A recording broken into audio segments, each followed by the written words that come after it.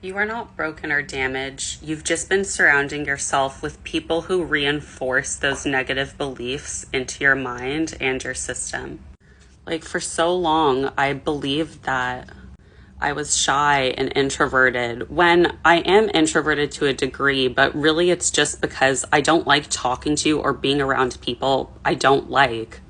And when I am around people I like, I open up and I'm very talkative and I love having social interactions and conversations, if we're on the same wavelength.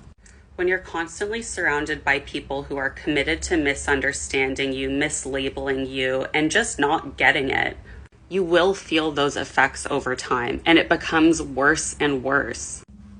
One example of this was my ex-best friend for years would tell people how shy and introverted I am and how I have a resting bitch face. And she would tell me that she did this in the purpose of getting people prepared for dealing with me, or so they can anticipate, I don't know, I guess my reactions, when I've really never thought of myself as a bitch, although I can be very firm. And now that I know boundaries, I guess some people would interpret me as that.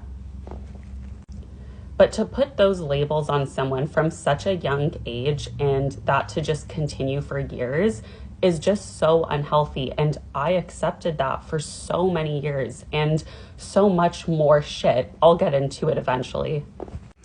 And back then, I was much more naive, and I looked at this as if she was doing me a favor, when in hindsight, she was putting me down and degrading me just because of my social reactions to things and maybe just not being so comfortable. And I felt so unable to express myself for so long.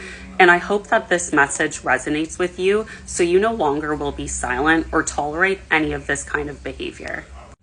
This negativity and influence over your life is like a compounding effect, or think of like an avalanche or a snowfall that just keeps going down and down. It builds and builds, and eventually this avalanche or snowball collapse will totally consume you.